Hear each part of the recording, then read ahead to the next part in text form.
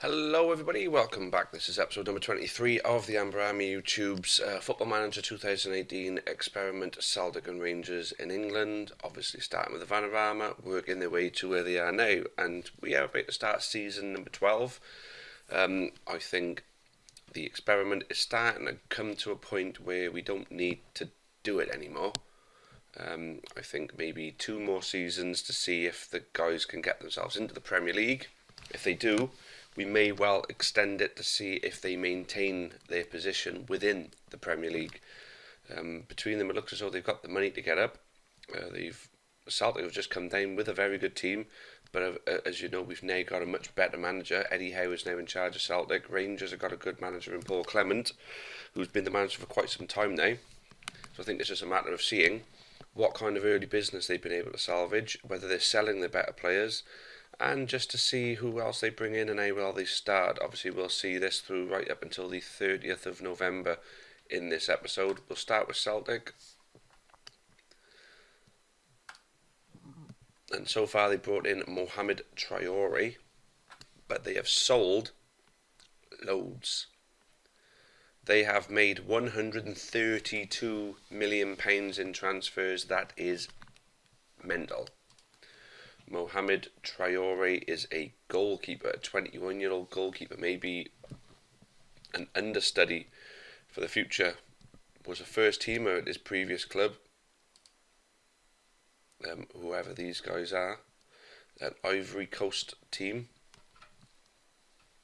Imagine the money that Celtic have paid for him would be a lot of money to a club like that. But £132 million worth of players that they've sold. Now, Eddie Howe is going to have to get his transfer policy bang on now. Because looking at that, El Said was a star in the Championship, couldn't quite replicate that in the Premier League, so I can understand why maybe they would move him on.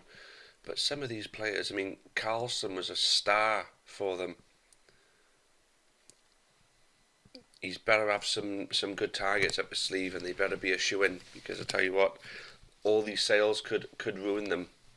I hope they've got a large chunk of that to spend now. But we'll find out. Let's go back to Rangers. No, let's go back and let's come on to Rangers.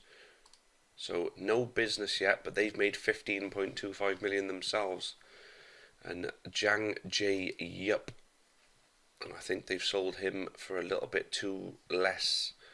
If I'm being honest, they'd better have some good better have a good clause on that. Can you look at you can't look at the clauses, no, because we're not their manager. Dave Burgess, I know, was a decent player for them as well. So I hope that doesn't come back to bite them in the backside. They better reinvest that money well. Well, that there is the early business for the two of them. Not a lot to shout about just yet. So, I think it will purely be a matter of we take it on now to the end of the transfer window and see how well they start. I'll see you guys on the 2nd of September. Right then, guys, here we are. We're on the 2nd of September, and this is exactly the start you want to see for us to want to keep this experiment alive, because we want to see how they would both cope in the Premier League together, and see if the addition of the old firm derby, see if that would raise the profile of the Premier League at all. I think in real life it would. For me, it's the fiercest contested derby in world football, in my opinion, and having these two in the Premier League would make it a big difference. But whether that is something that could happen in real life, we don't know. But anyway, talking about this now, Celtic winning 4 games and only losing 1 away to Southampton, you can kind of understand that, but they're winning the games, and looks like they're winning them comfortably. 3 clean sheets in 5 is good, and this Ivorian goalkeeper is the one that's starting the games, and he's the one who's obviously got the 3 clean sheets and only conceded 1 goal in 2 games. No, in 2 games he conceded 2. He's conceded a goal in each of them, but 3 clean sheets as well. So fantastic start from Celtic. Rangers, they've lost 1 extra game, but they're winning games comfortably. They've won 4-0 in 2 games at home, and they've won 3-1 away. But they've lost 2. They've lost away to Leeds and home to Derby. So Leeds are doing quite well. Derby are around about the bottom end, but should be doing better. So you can sort of forgive them for that. But the important thing now is the transfer window is over. It's now closed. Did Celtic reinvest their money well? The results would suggest that they have. And they have spent a bit of it, but they've sold more. They've made 262 million on transfers. They have sold up completely. But in saying that, they're still winning games. They've made nearly 200 million profit, and they've just sold up completely. It just shows the kind of team they went down with. I mean, Tottenham have taken one of their players, Arsenal have taken someone, I'm sure Liverpool took one as well. So top teams are taking their players from them. Lazio taking a player off them. I can't help but think that maybe some of them they may be selling a little bit too cheaply though. You know, so looking at some of them, 20 odd million for them, and you know they're good players. You know, I can't help but think that they could be pushing for a little bit more. Carlson at least should be taken at least 40 million for. But transfer policy with Celtic isn't really anything I can really talk about. I'm not their manager on this. I'm just overseeing.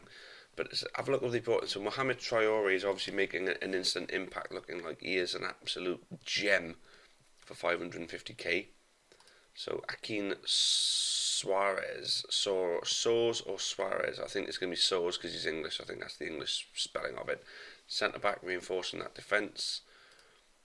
Tapia, a Chilean striker, 21-year-old striker on loan from Paris Saint-Germain. So, did it say that he scored 2 and 4? Not bad. Nice little loan signing. Aaron Brannigan on loan from Liverpool, attacking central midfielder. Looks a good signing, that. And they're paying a loan fee to Crystal Palace for this guy, Max Clayton-Robb, a central midfielder who's not even really played, so they're paying to have him. That's a monthly fee of 105k, and they're not really using him. So Francisco, defender right, 21-year-old defender right from Brighton, Spanish, could have more potential in him. Could be a good signing, that. Yeah, right back. Derek Elstone from Liverpool, striker. No games played. Is he injured? Yes. Pulled ankle ligaments, 8 for 1 to 4 days, so he'll make his mark on the Celtic team soon. Samuel Hagen from Yanbian, sorry. He's another striker, and he scored. Well, he hasn't played, but he's got some prolific goal scoring form in the the World Cup African qualifying. 4 goals in 2 games. Which is good, but he hasn't really played for Celtic yet. 23-year-old Ghanaian, so they're raiding Africa at the moment because, well, that's a Chinese team, but the African players they're raiding. Ryan Topless, defender centre from Swansea. Is he playing? Yeah, he's playing. Decent average rating of 7.23 as well. And finally, Tom Davis, defensive midfielder, midfield centre, attacking midfield centre. So anywhere in that midfield area, you can play. 20.5 million he's worth. He's 30 years old. Tom Davis, is he the ex-Everton? That'll be correct. Yes, he's the ex-Everton man. See if he can find some good form. He's been outside of the Premier League for an awful long time. He gets into the Premier League and tends to fall back out. Celtic have paid 12.25 million for him at 30 years of age. He's going to have to deliver on that, I think. So a lot of players sold there for Celtic. But at the moment, so far so good. Now, Rangers had sold a couple of players as well, but not for anywhere near the amount of money that Celtic have made. 35.5 million they've made on players, and Jack Grealish they've let go. Maybe just at the right time. Maybe just as he's on a bit of a decline, maybe. I don't know, he looks pretty decent still for now. Could have done another season or 2 for them. And that good Johnson guy, I'm quite sure he was quite good for them. Moves on to Leicester, 7 million. I mean, they're letting these players go for peanuts, ain't they? Anyway, let's have a little look at who they brought in. Danny Byrne on loan from Man United, attacking midfielder. Could be okay. Wouldn't imagine he'd be a first team player for them though. Adrian Marin, 31-year-old left back. It's alright to have a good bit of experience, but once they're too old to play for you, you've got to pay to replace them. And if there's no one available at the time, you're a bit fooked on that one. Simon Ball, left winger, on loan from Man City. Looks like he could be decent. Joe Burshik. I think he's going to be a backup goalkeeper, because I'm sure their captain is a goalkeeper. Paul Jury, centre back on loan from Burnley. Okay, looks like he'd be alright. And Joel Hilton, striker on loan from Man United. So they brought some players in, mainly loans, and it's been a similar thing with Celtic as well. But both teams are massively up on their transfers. Obviously, Rangers nowhere near as up as what Celtic are. But